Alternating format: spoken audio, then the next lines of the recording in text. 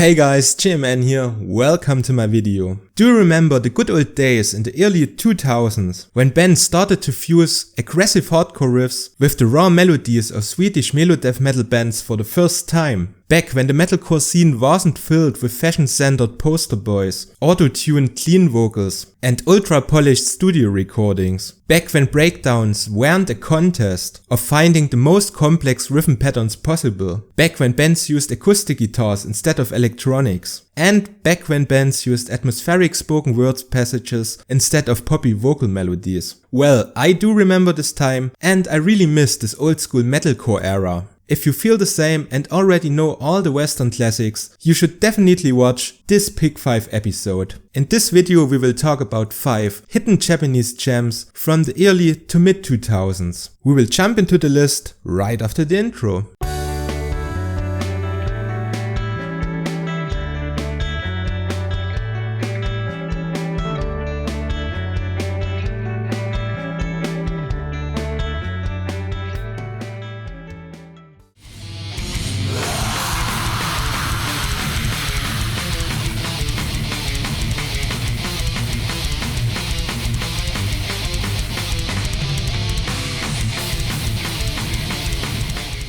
We will start with the Tokyo metalcore legends Statecraft, which were active between 1995 and 2000. During their 5 years of activity, the band released 4 split CDs, 2 EPs, 1 single and 1 demo. Their hard work was recognized by the Belgian label Good Life Recordings, who picked them up and released their debut album to celebrate the Forlorn seasons in 2000. It will remain as the only long player before their break-up, but it definitely became a classic in the Japanese metalcore scene. The album starts rather unconventional with the symphonic instrumental Eclipse Horizon, before hell breaks loose with the heavy hardcore riffs of the first track, Freedom Not Enslavement. It doesn't take long until their Swedish influences take over, with epic guitar melodies in the tradition of bands like At the Gates. The album is the perfect fusion of New York hardcore with Gothenburg-style melodic death metal. The raw sound, the political lyrics, and the lovely acoustic guitars in songs like Into the Snowlight Gate and Season's End give this album a charming character, which was influential for many Japanese artists. Crystal Lake's first albums, Dimension or Into the Great Beyond, wouldn't sound the same without this album.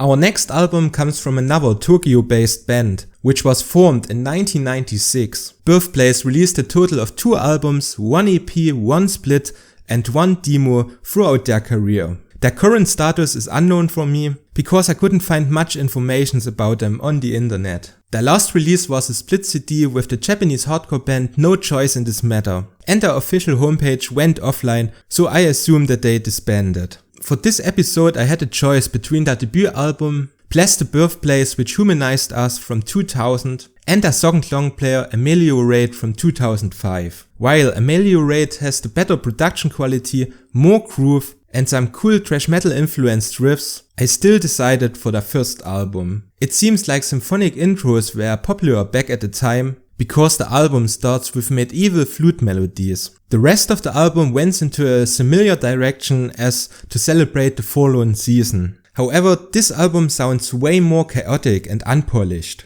The Swedish influences were more dominating compared to their second album, and they even utilized some beefy death metal growls. There is still some breathing room, with beautiful acoustic interludes in songs like Courage of the People.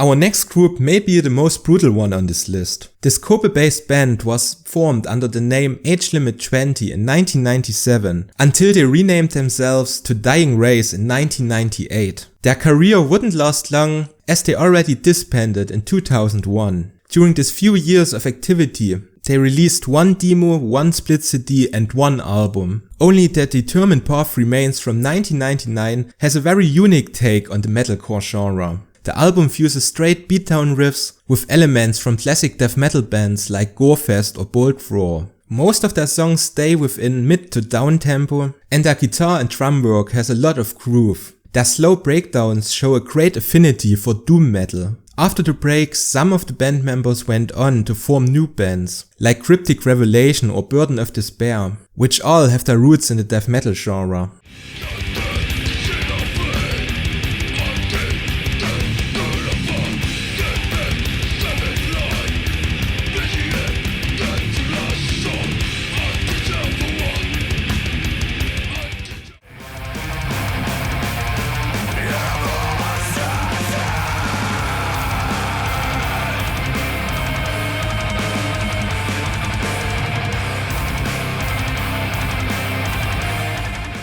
We continue with the first band on this list, which is still active until today. Edge of Spirit from Kobe were formed in 1997 and released a total of 4 albums and 4 split CDs. We could have a whole separate discussion about their discography, but for this list I went with their third album Rebirth from 2005. It has the superior recording quality over their second album Kake to Hikari and a more refined songwriting compared to their second album Screaming for the Truth. Rebirth is once again a strong combination of New York hardcore and Swedish melodic death metal. At times their groove and playful lead guitars are comparable to popular western artists like the early works of Heaven Shall Burn or As I Lay Dying. In the mid of the album you find a break from the metalcore inferno through the calm acoustic instrumental Imperial Apartment and the weird experimental song Tomua, which combines traditional Japanese music with tribal drumming. If you enjoyed this album, you should definitely check out their self-titled album from 2009, which is a direct continuation from the sound of Rebirth.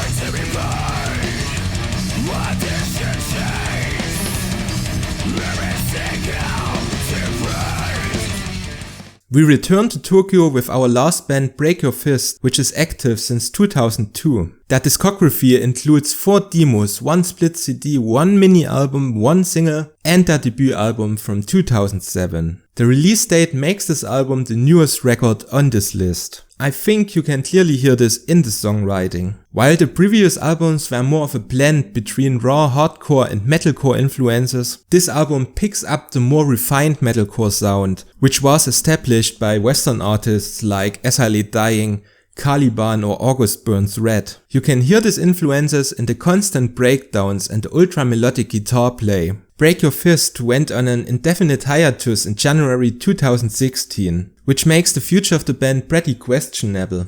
Their last release was the catchy single Sense of Values from 2014, which surprised the listeners with a modern production and well done clean vocals. It's sad to hear how much potential this band wastes with their breakup.